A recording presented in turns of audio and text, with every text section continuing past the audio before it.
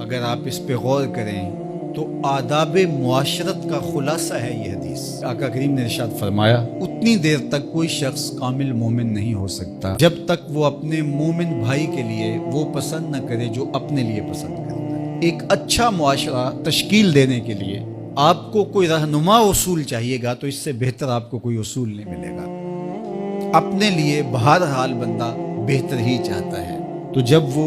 اس مزاج میں ڈھل جائے کہ میں اپنے مومن بھائی کے لیے، اپنے معاشرے کے دوسرے افراد کے لیے بھی وہی چاہوں گا، تو پھر مجھے بتاؤ کہ معاشرے کے اندر پھیلتی ہوئی روحانی بیماریاں، حسد، حقد، بغض، کینہ، نفرت، ایک دوسرے کو نیچا دکھانا، تکبر، رعونت، غرور، یہ ساری چیزیں یہ کہیں آپ کو نظر بھی نہیں آئیں۔ صرف اسی حدیث کو اپنا امام بنا لیا جائے اور اپنا منشور حیات مان لیا جائے۔ محمد بن حنفیہ رضی اللہ تعالیٰ عنہ حضرت علی المرتضیٰ رضی اللہ تعالیٰ عنہ کے فرزند ہیں، لیکن حضرت سیدہ فاطمہ الزہرا سلام اللہ علیہا سے نہیں ہیں، اور حضرت امام حسن رضی اللہ تعالیٰ عنہ حضور علیہ السلام کے نواسے، تو بھائی آپس میں، تو دونوں میں کسی معاملے میں شکر رنجی ہو جاتی ہے۔ شکر رنجی جس رنج میں مٹھاس ہو، شکر ہو، میٹھی ناراضگی، کوئی بغض حسد پہ مشتمل ناراضگی نہیں۔ تو حضرت محمد بن حنفیہ ایک دن بیٹھے تو سوچا کہ وہ میرے عمر میں بھی بڑے بھائی ہیں، اور پھر دوسری بات یہ ہے کہ وہ رسول خدا کی بیٹی کے بیٹے ہیں،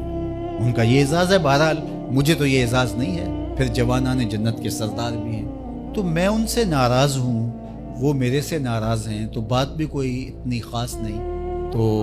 اب دن بھی 3 گزر رہے ہیں، چلو میں ان کو راضی کر لیتا ہوں۔ تو گھر سے نکلے ان کو راضی کرنے کے لیے، تو واپس آ گئے راستے سے، کاغذ لیا اور اس کے اوپر اپنے بھائی کے نام مکتوب لکھا کہ میں آپ کو راضی کرنے کے لیے گھر سے نکلا تھا، لیکن راستے میں مجھے حضور علیہ السلام کا فرمان یاد آیا کہ جب 2 مومن بھائی آپس میں کسی معاملے میں الجھ جائیں، ناراض ہو جائیں، تو جو صلح میں پہل کرے گا وہ جنت میں بھی پہلے جائے گا، تو میں تو یہ گوارا نہیں کرتا کہ آپ سے پہلے جاؤں، تو میں ناراض ہوں، آپ آئیں اور مجھے منائیں۔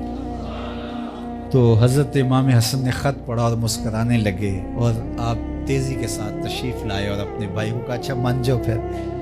تو وہ مننے کے لیے تو پہلے ہی تیار تھے نا۔ تو جب آپ اپنے مومن بھائی کے لیے وہ پسند کریں گے جو اپنے لیے پسند کرتے ہیں، تو پھر زندگی گزارنے کا مزہ آنے لگے گا۔ نفس روکتا ہے یہ چیز میرے پاس ہے اس کے پاس نہ ہو، یہ اعزاز میرے پاس ہے اس کے پاس نہ ہو، اور اس کی ایک اپنی لذت ہے اور وہ مادی لذت ہے، اور ایک ہے باطن کی روح کی لذت۔ تو روح کی لذت نفس کی لذت سے کہیں زیادہ اور کہیں دیر پا اور کہیں مختلف ہے۔ اس لیے جب آپ قربانی دیتے ہیں، ایثار کرتے ہیں یا کسی کو ترجیح دیتے ہیں، تو اس کی جو روحانی لذت ہے، آپ کو بھوک لگی ہوئی ہے تو آپ کو ایک روٹی مل گئی ہے، تو آپ کو ایک ایسا شخص نظر آیا جو آپ سے بھی زیادہ بھوکا ہے، اور آپ کسی نمائش کے لیے نہیں، محض اللہ کی رضا کے لیے اس کو روٹی دے کر کے دیکھیں، خود بھوک کاٹ کے دیکھیں، تو مرغن کھانوں میں سرور نہیں آئے گا جو اس بھوک میں لطف آپ کو آئے گا۔ تو حضور علیہ السلام کا یہ فرمان اپنے عمل کا حصہ بنا لیں، اور اپنے بھائیوں سے جو خونی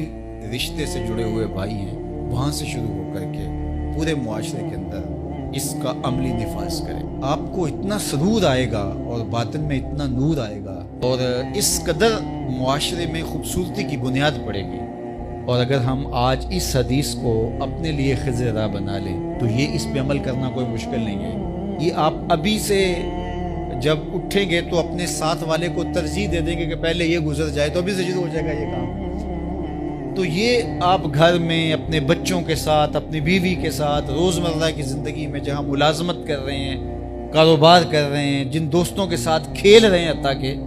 تو یہ وہ چیز ہے کہ اس کا آغاز عمل سے پہلے سوچوں سے شروع ہو جاتا ہے، کہ آپ کسی کے لیے اچھا سوچنا شروع کرتے ہیں، جو اپنے لیے سوچتے ہیں وہ اپنے بھائی کے لیے بھی سوچیں۔ ہمارے بزرگ فرمایا کرتے تھے کہ کسی کے ساتھ دوستی کا ایک حق یہ بھی ہے